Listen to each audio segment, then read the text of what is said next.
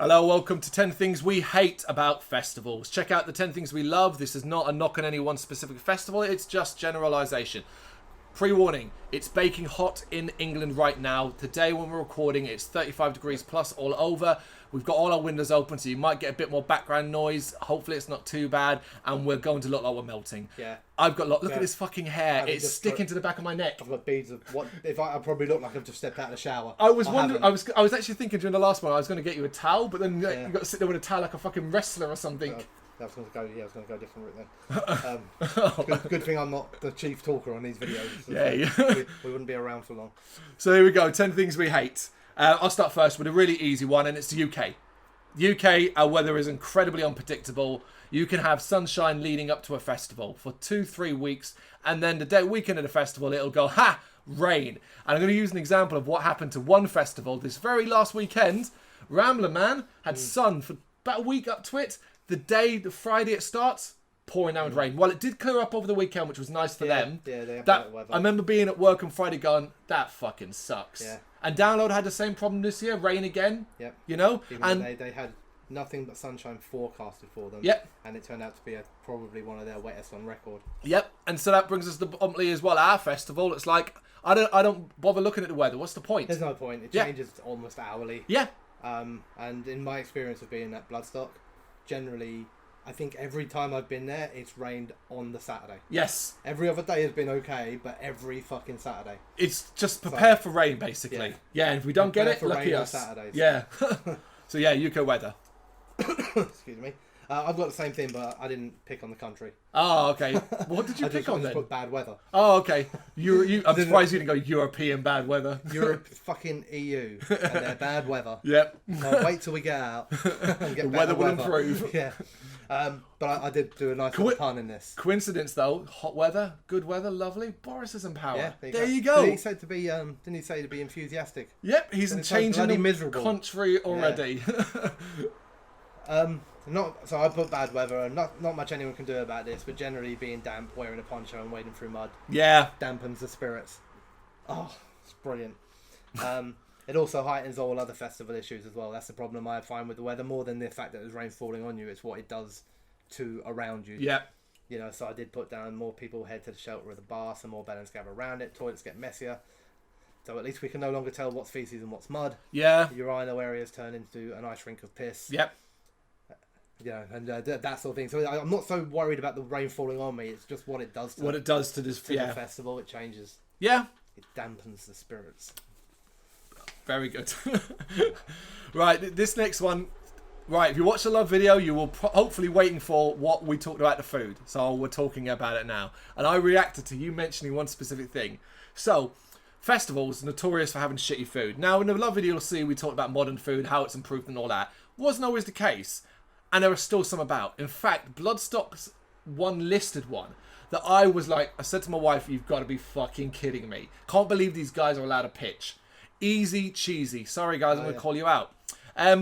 These guys, I think, make some of the worst food possible. It's chips and all that. It's the cheese side of things. Now, you think Easy Cheese and you think, oh, cool, selection of cheese over chips. Lovely. It's not. It is cheese slices melted into a big vat of fucking mush poured over your chips. Now, that is one of the worst things I've ever eaten.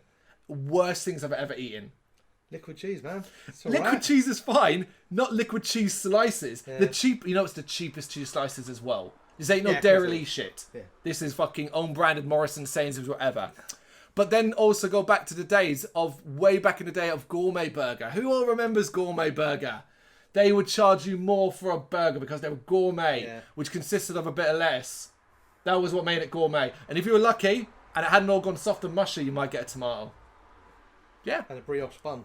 You always get a brioche bun. No, Gourmet Burger wasn't doing that. No. They were a big thing back when I first got on the download. And I remember being like, oh, cool, I'll pay a bit more for a nicer burger. And it was like, oh, cool, I've got some lettuce in there. Cool. That's the extra £1. I don't know. But also as well, people, don't eat chicken. I have to keep telling you this. Don't eat chicken. Proper paranoid about the chicken. Oh, I'm bugbear over it, man. Think of it like this. We talked about this before in when we did our do's and don'ts of festivals. So check out that video. Bad meat can give you the shits for the night. Maybe make you feel rough and all that. Bad chicken will knock you out for the entire weekend. Maybe even longer. You might have to go to fucking hospital. Think of it that way. Is it worth the risk? I don't care if the place has a great reputation. One bad batch is all it takes. And speaking about chicken, my next one are the toilets. Oh, yeah, okay. So generally using a toilet that's been pre-used by hundreds of filthy drunk people. Yep. People who lose the ability to aim, flush, and people who, I assume, wipe their ass with their hands before trying to paint pictures on the walls. Mm-hmm. And no matter what festival it is, no matter how many times the toilet gets cleaned, nothing can stop the filth of humanity. That's true. Yeah. But it's brilliant. Yeah. I mean, oh, God, yeah. It's one of those things, like, I thought about this for a while. I was like, what could you do to fix it? And I don't think you can fix it. It's people. I think if you put 20,000 people in an area and you say there's 150 toilets here, you're all going to share them, it's going to happen. Yep. There's no way around it, you know? And then we get to the point in the future where we all have like a button we can press that magically makes our own toilet appear. Yeah, or get one of those weird tent things with a bucket. Or get a potty. Yeah. And then just go and empty it. Walking around the festival holding a potty. Excuse me. God. Oh God, that would bring a whole new meaning to people throwing piss in the pit, wouldn't it? Oh wow, yeah. All right, let's move on to the music one then. And it's funny, it's this kind of contradiction of what I said earlier on the Love video, should I say, but it does work. Stripped down sets and short sets from bands you love. So obviously being a festival, you might be like, who's a great example of this? Who I know always put on a bit of a show, because Blind Guardian, there you go, last time. And I know there was a bit of reason they lost stuff and all that, but even still, we were unlikely to get anything spectacular. It's a stripped down set, 45 minutes. Yeah. It's short. You're only going to get so much. Whereas anything like a band notorious with pyro or a bit more excitement and stuff like that, they're not bringing it. Yeah. You go to something like the Sophie stage, as much as I love that stage, almost every band in that is ultimately almost playing like a club show. Yeah. Like, it's that kind of thing. There's the odd one, like Mortishead last year, obviously famously brought the A game and stuff like that. But mostly it's just, it's so stripped back, and it has to be, and it's not really a complaint, but ultimately, if there's a band I love and, I'm really excited to see them, and one of the big things, I'm thinking of Cradle of Filth would be a good example this year. That will be very stripped back. Yeah. But we love them, and it's kind of like, so it'll be like a good show. Yeah. But we won't probably think it's one of the best we've seen, and that kind of thing. Yeah. Yeah, I agree. Yeah. Speaking about Cradle of Filth. Oh, okay. Black metal bands in the sunshine. This is so not fair. I'm so happy to listen to black metal bands at any time, but there is something slightly unnerving about watching a full-blown black metal band getting all dark and satanic in the broad daylight. Just isn't right. Just makes it feel a little bit like they don't mean it. Yeah. I kind of feel like, I can't remember the name of the band. Isn't there a band who are like so against it that they refuse to play at a festival because they wouldn't play in the daylight? Oh, I wonder who that could be. Message. It was something. It was quite recent. I remember reading a story about it. If anyone remembers, drop it in the comments. But I could, I'm not saying that everyone should do it. It's tongue in cheek, but they mean it. They're truth. Yeah. Yeah. I'm gonna get Cradle. I know Cradle. Okay, everyone out there who loves proper black metal going, "No, it ain't black metal." Yeah. I'm gonna get Cradle kind of come out in the broad daylight, squinting, perhaps wearing shades, wearing with makeup and a pair of like fucking police sunglasses. There's more to it as well. There's a better reason. We should have sympathy. They've got to dress in black because they're black metal. They've got to look mean with their big leathers on. That's going to be a killer in the sun. There's going to be a killer in the sun. You know what I mean? Not all of us can be as cool as say at the Gates, who wears a cap to keep the sun out of his eyes. Yeah. Black metal can't do that. Black metal can't wear caps. Ain't no caps in black metal. All that makeup running down. He can wear like a wizard hat. A couple of years ago, 1349, we're doing the Sunday at Bloodstock and like 2 in the afternoon. I remember that was a joke that was running around because they're like proper like, it's 1349. Yeah, it's just a weird thing, isn't it? Yeah. It's like there's something, you watch Cradle, you watch Emperor last year, for example. Yeah. That was unusual. You watch them play in their indoor festivals. Yep. And their showcase, it is all about the darkness with then the piercing lights coming through it. That's what it is. It is just a strange thing to see them all come out and a jolly good old time in the daylight in the festival. All that miserable music as well. Yeah, it's a good one. I like that. Okay then, sound issues. They're way more obvious at a festival, and any problems that do kind of come up, like issues on stage, it cuts into the band's set time basically. Yeah. And I'm going to use an example that actually happened a couple of years back, and fingers crossed it doesn't happen this year because they're back again. Demi Borgir were playing Bloodstock a few years back, and I really liked Demi Borgir live. It's been a good while since I've seen them too, so I'm actually quite excited to see them this year. But basically they had an issue where their click track, I think it was the drum click track, wasn't working. And they basically stalled for 20 odd minutes of a 40-minute set. So we got 20 minutes by them in the end, and it wasn't up to scratch naturally. And then we have sound issues, and we're gonna talk about a band we love, Love enough that a 10 Things We Love and Hate was done quite recently about them. Fear Factory. Fear Factory suck at festivals. Yeah. Jesus Christ. Almost every time I've seen them. They were better last when they did the manufactured one at Bloodstock, because I got quite close for that. But if you want to stand back and enjoy Burton's vocals, give up. They're gone in the wind. You know? Yeah. It's just more noticeable at a festival. Yeah. And you might get to watch Dimmy Borgir in the daylight. I will for sure. Well, yeah. Well, that's the thing. We're in August, so anything before 8 is really before daylight. 9, yeah, really. Yeah. Okay. Dimmy Borgir aren't black metal though. Joking. Symphonic metal.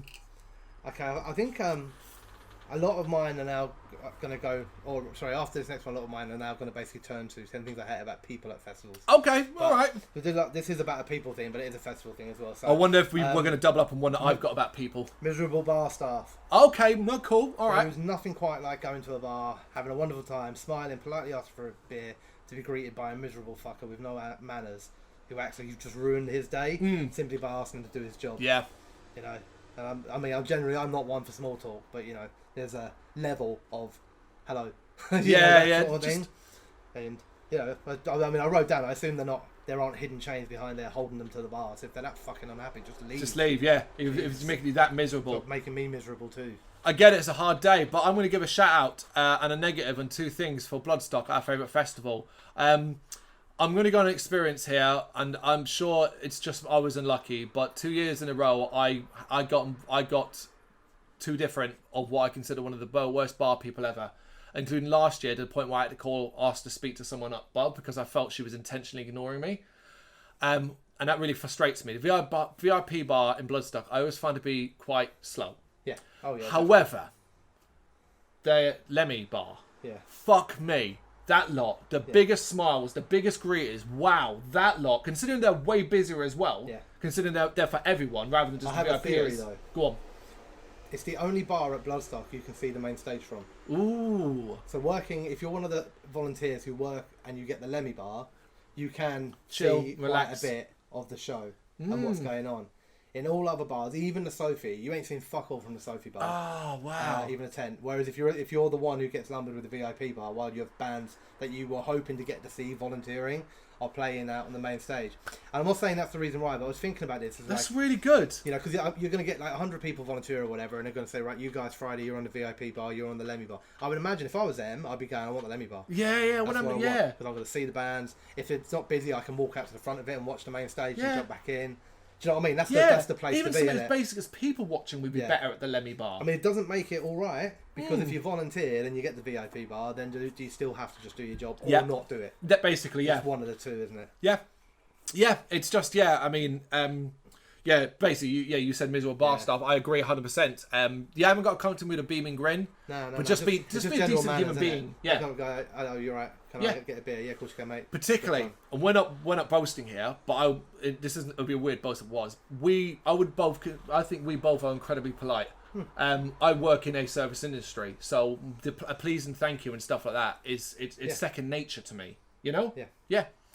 Right, easy one. One word: clashes. Now it is a byproduct of all festivals, so it is what it is. Yeah. But fuck me, did it hurt sometimes. I could have made a day out of Download this year, a day out of it, until the sets went up. And then it was like half the band wanted to see what other playing at the same time. Yeah. I was like, well, for fuck's sake, that ruins that. Yeah. And even though Bloodstock's times aren't out yet, going off the Clash Finder, which is using last year's time, whew, that could be a mess. You know? I had a look at the Clash Finder too, and there were a few points of issue.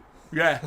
Yeah. A few points where you're like, you start doing that whole, right, so if I catch 10 minutes of exactly that. And then I run like as fast as I can over there. Fucking sprinting like fucking Naruto running. There first. What if I stand in the middle? I can hear it in both ears. Yeah. I've only got one ear. I'm fucked. You just keep turning in a circle. Right. People. Go on. Let's do it. I'll start off with main stage campers in chairs. Ooh, interesting. I get that people need to sit down, so this isn't a dig at anyone who's old and wants to sit down, or young and wants to sit down. Yep. There's a lot of bands on offer at festivals, and I just always find people who make camp at the main stage and refuse to get up and go and check out other bands is a little odd. Yep. Adding to the fact that they tend to make camp in awkward places, they restrict access to standing areas, and then they get annoyed if you happen to stand in the way of their view when the bands come on. Yep.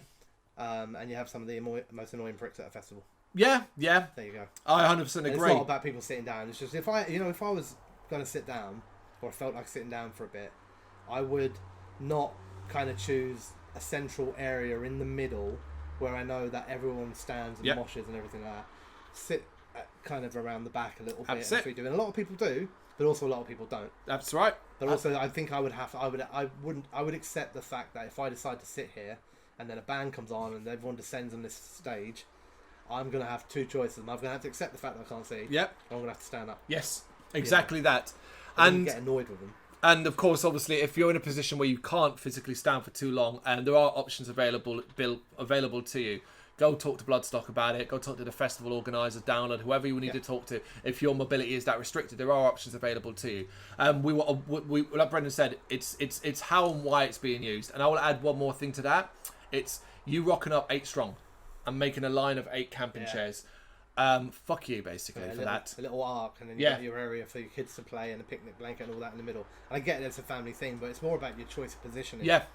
You know. Yeah, What basically. you're doing is like when a band's on, it should be about the people that want to watch the band. Yeah. And what people are having to do is avoid your picnic area because you're not interested in the band. What you've done is you've made up a camp because you're interested in maybe the band in 4 hours' time. Yeah. And this is just where you plan to plot until then. That's exactly. a silly thing. Yeah, it is. Yeah. Okay, I got a people one. People who lose their decency. Now, this isn't about toilets. You were talking about toilets. And I'm talking about this is just generally losing their decency when it comes to, not towards how they act towards people, because percentage-wise, you're always going to get a few dicks. But just, I think people lose sight of basic things. I have in my hand a pot of noodles that I don't like, and because it's got chicken in it, because I'm a fucking idiot and I bought chicken, and I realised that I want it. Bin's over there. Nah, fuck that. I'll drop it on the floor. I'll just drop it on the floor. Yeah. I've got this half beer I don't want anymore. Let me lob it into that crowd. But that's a gig thing anyway, and it's nowhere as prevalent as it used to be. But that in general, or like just general cleanliness of things we do at a festival. I'm at my campsite. Rather than leave a bin bag out, I'm just going to throw it all around it. You know, just generally shit like that. Yeah, no, I agree. Yeah, absolutely. 100% agree. Yeah. Filth of humanity. Destroy us, Boris. Right. Kind of similar to the chair one. Yeah. This one is based around this. This is actually specifically based around the Sophie Lancaster tent. Okay, at Bloodstock Festival. Okay, this is good. So, picnic blankets laid out in standing areas with the tent. So basically, the way that I see it, so I've written that they're on a level with the chair campers at the main stage, are the picnic blanketeers in tents. Yep. That's what I'm going to call them. The blanketeers. Oh, don't add a tears at the end, Bands are having a changeover. She set up your little family picnic blanket to chill in a near empty tent. Right? Yeah. I get that. Next band are due to start playing, so the crowd start coming in. What do? You just fucking stay in your same position. Yep. As eager fans try to crowd around you, try not to stand on you and everything like that. Seriously, stand the fuck up. Yep. Or move to the side. Absolutely. And it's just so annoying. It's like I've been there plenty of times where you're kind of edging forward, and then you get to an area where there's just all people camped. They're not watching the band because they're not in there. Like, you can't see them. You've got to stand up if you want to watch the band. So they're just chilling there, and everyone who wants to watch a band is being forced backwards, which I'm sure the bands don't want. Yep. Because they always tend to be going, "Come forward, people," and we're all like, "We can't. There's a fucking campsite of wankers here." You know? Absolutely. 100% agree. I've been in that same situation, involved in picnic blankets, and I'm being polite, and I'm like, "Shit, I don't want to stand in your blanket," and then like you sort of stop and go, "Wait, what the fuck?" Like, but it's not like we sit down. We do it. Yeah. We're waiting for the next band to come on. They're not on for 10 minutes. And then we we're sit up. down, and guess what happens? The bands start playing. People are coming in. We stand up. That's it. You know? That's it. And we've been tired, and we'll always still stand. You know, much out of respect to the band as well. Yeah. Right, I had one, right, that I'm not gonna use now. I'm gonna not do that because I've inspired him. You have, because something occurred to me that I actually have grown to hate. And because you said about tents. Yeah. And I'm going to use this for any tent, actually. Be it the ones that download, I think the Dogtooth stage is the one to download. Sophie, New Blood, whatever the fucking tent is. If you go into a tent and decide to light up a cigarette or a fucking joint, get in the bin. Now, listen, it's no longer socially acceptable. I'm a smoker. I still like a cigarette. I use a vape. I love a cigar. I've gone from 20 a day smoker to what I am now. I like a cigarette at a festival. Yeah. And I'll be smoking there. But inside the tent, think of everyone else. It's fucking hot. It's stuffy. Particularly if it's hot weather as well. No one think about it. Would you stand? If you're one of those people who go, "Oh, I wouldn't stand at a bus stop and smoke in people's faces," you're doing that at a festival. It's not okay. And worse if it's a joint. I don't want your secondhand weed in my system. Man, take that shit outside. Basically, you want to have a cigarette. If you can't wait 30 fucking minutes for the band to finish, go stand at the entrance, smoke, then come back in. Just think of it like a fucking pub. And it's actually banned in those tents. It has signs up for it. Don't stop people. They don't police it very well. I'm just saying, like, just don't do it, basically. Yeah. Yeah, it's a strange one, isn't it? I don't understand. So it's almost like people see it as like they're cool or something. Yeah. You'll see that people are not even trying to do it slyly. Some bell end with his shirt off, walking around with a fag in his mouth like that, like bowling, and you're just like, you're not cool. No, God, no. Off. No. The days look at you going, God. The days of smoking, the days of smoking being cool. There ain't no James Dean's about people, man. The days of smoking it's gone. It's not cool. Not vaping's cool. Yeah. It's and I must admit, it's not cool, but it's cooler. I must admit that, I will, and I'm sure that this is the thing. This is where it may be a bit contradictory, because I also will have a fag. I definitely will smoke at festivals, but again, I tend to smoke cigarettes outside because that's where you're meant to. But I will vape inside. Yeah. And I'm guessing there's probably people out there who don't smoke or vape who are like, "Are you fucking vapors?" Yeah. So, okay. The one thing I will say is that I purposely choose a vape that doesn't leave like a Mount Etna-sized cloud in front of everybody. I don't smoke a smoke machine. I smoke a vape. That's it. Yeah. If so you wouldn't even notice me. You've seen us vape on screen. There ain't no fucking. Yeah. You can still see we're us. still here. Yeah. Do you know what I mean? Yeah. Absolutely. Unlucky for you. Yeah. Very good. Very good. So what's that? Is that me? Yeah. Right. Let's get to offending people then. All right. So I think we've done that in the last few. people who stay at their camp instead of checking out the smaller bands, the ones who camp out all day at a festival, okay, because they may be planning to pop in and see the headliner. Now I did base this on one camp in particular that I've seen every single year at a certain festival. Okay. I know the one you mean. And you'll understand it probably more as I describe it. And I'm sure they are lovely people. So excuse my, if you were by some miracle watching this, imagine. Excuse my satirical view of you, but I wrote that you people are basically the spawn of Satan. They genuinely baffle my puny little mind. You buy a ticket to a festival to see bands. You make a village in a campsite with your friends, family, mother-in-law, and anybody else who wanted to come with you. Put your gazebo up, put out your giant boombox with all of your speakers, and then you sit there for 3 days, maybe popping in to see the headliner. What the fuck? Why didn't you just go camping? It's an awful lot cheaper, and you will save me from a ton of confusion. I think you probably know the exact campsite I'm talking about, but every year I've been there, I've been like, I don't understand. Why aren't you guys in there? Yeah, no, I know exactly. I know that's the thing. I know who he's referencing, not just because I can picture it in my head as well. It does baffle me. I get it. For some people, it's as much about the experience as anything else. Yeah, but you experience the festival, not the campsite. Yeah, that's what I mean. That's right. And it's like, so there may not be as many bands for you, and you're there with a group of friends and stuff like that. But our credence, no matter how much we love Bloodstock, if Bloodstock next year decided to book an entire list of bands we hated, just Oasis tribute bands for the whole weekend. Oh, could you? Would it? No. Chucking Supergrass occasionally. Things I'll be alright with one Oasis tribute band. Oh yeah, it's the whole weekend. Yeah, Yeah, like we wouldn't go because it's ultimately about the music. But it's just I confuse me because like everything that we say on the Love video are the reasons we love a festival. It's about the experience. It's about the atmosphere. It's about the food, the beers, everything like that. These people, not just these, there are other campsites to do as well, so I'm not trying to pick on this one collection of probably lovely people. They make their camp self-sufficient. They barbecue their own food. They have their own music on very, very loud speakers, rather than even accidentally catching a drift of music from the festival. Yeah. And that's where I get really confused. You're not interacting with anyone except each other. Just your group. You don't go in there to get food because you got your food here. You're not going in to buy beers because you got your beers here. And I find the whole thing a little bit. I'm surprised by it. Yeah.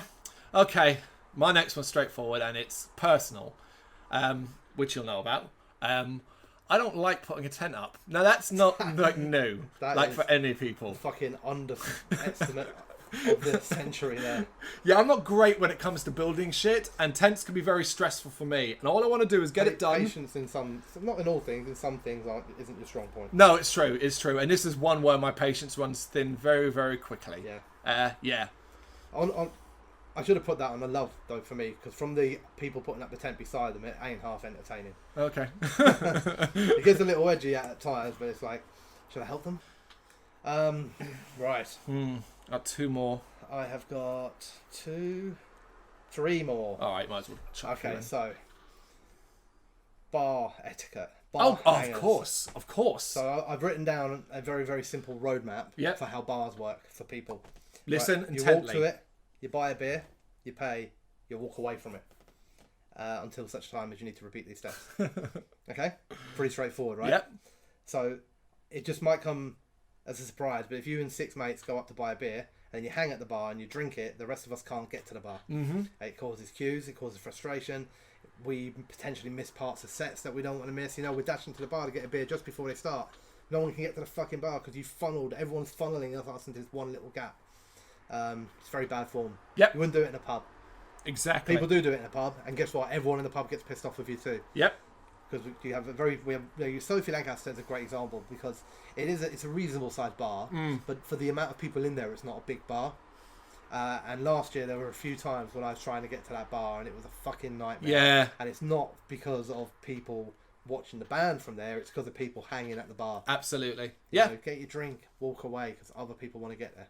Absolutely. Bar etiquette at festival is just like bar etiquette anywhere else, man. Don't treat it any differently. And I'm surprised you didn't throw this one out. The starting point. If I'm standing at that fucking bar and you're rocking up, you know the score, people. This guy was first. There you go. Easy. Obviously, easier, I guess, depending upon how you proceed to do it. But like all festivals, cleanliness is fucking tough. But not impossible. Yeah. So don't be a stinky bastard. Yeah. I mean, you can literally go as far as wake up naked in your tent, wipe yourself down with a baby wipe. There's things you can do if you can't be fucked to shower. Yep. You can stay relatively fresh. Yep. That's it. It's there. Don't be that guy that everyone doesn't want to go near because it's got flies. Right. Themes.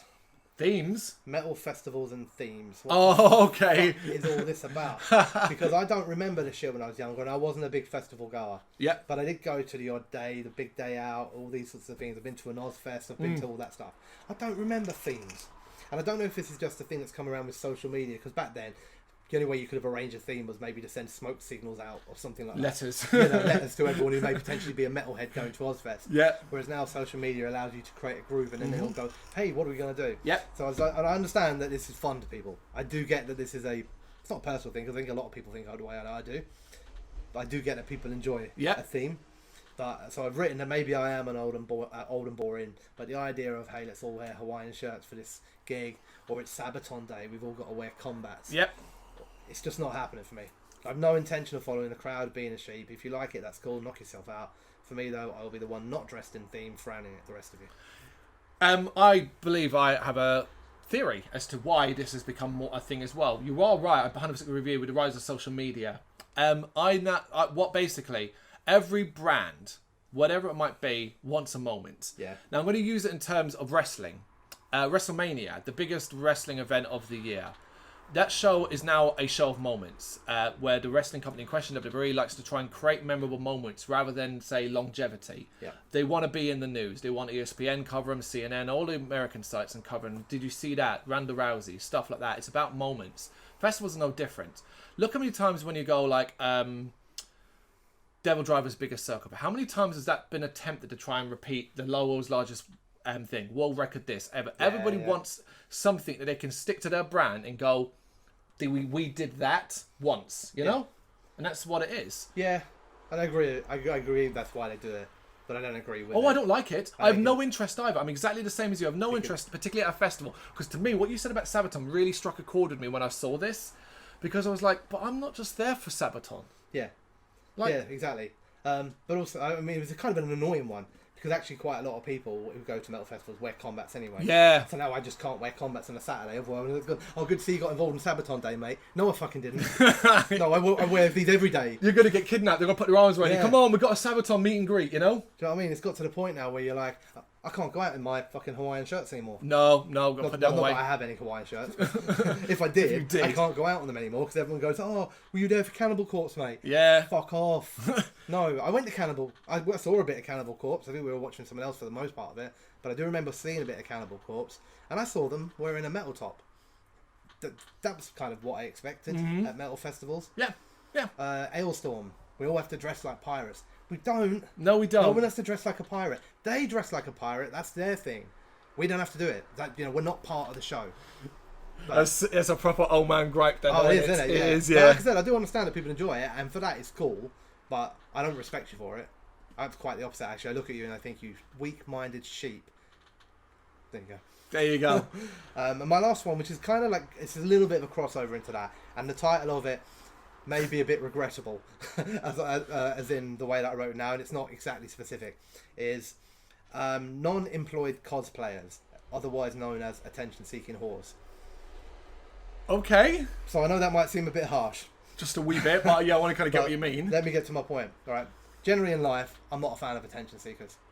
Generally, I don't think there's a point in my life. There's nothing I can think of in a place where I think, no, I like the fact that that person dresses that way or acts that way to get attention. Right. Yeah. You know, to me, it's the equivalent of pouting your lips on Instagram. Okay. Yeah. Yeah. It's a physical manifestation of looking for likes. Yep.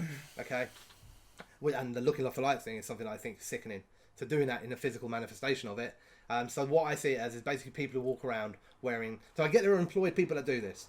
You know, people that come dressed as a predator and all that sort of stuff. And I get that. Yep. That's something the festival put on, something that adds to the festival. Yes. That's cool. But there are also a collection of people that do not do it for their own fun. Mm-hmm. What I see that as personally is people walk around wearing costumes, mankinis, garish clothing at a festival purely with the desperate hope that someone will come up to them, ask them for a picture, laugh at them and tell them how cool they are. Yep. And their desperation for approval from others is a little sickening.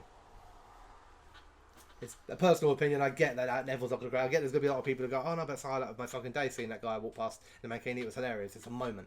And that's fine. For me, he's not wearing a mankini because he's an individual. He's wearing a mankini because he's desperately hoping that somebody will go, oh dude, you're wearing a mankini. Yeah, look how cool you are. Yeah. I do. Which is essentially, he could have just put the picture up on Instagram and then he would have sat there staring at his phone waiting to see how many likes he got. I do agree with you, right? I do agree with you. I've got a little different perspective on it because obviously I go to Comic Cons, where there's a lot of unemployed, but you know. However, there's a couple in specific that I will point out. If you're still a person who goes around holding a piece of cardboard with 3 hugs written on the front of it, you are what Brendan described. Yeah. That's my kind of bigger issue. Also, if you're the kind of person who goes to a metal festival that is for all ages, with your dick out, you're what Brendan described. I do agree with you. Yeah. To me, but there are things about it that things that I don't dislike. I don't agree with. So it's still incorporated in my hate. Yeah. But I get that there's humour attached to it. But I guess there's a point where it's no longer humorous. So the first year that the guy goes to Bloodstock dressed as Jesus. Oh yes, walking of course. around pointing at the cradle top. Yep. That's fucking funny. Year 6, 7, 8 of it, still doing the same thing.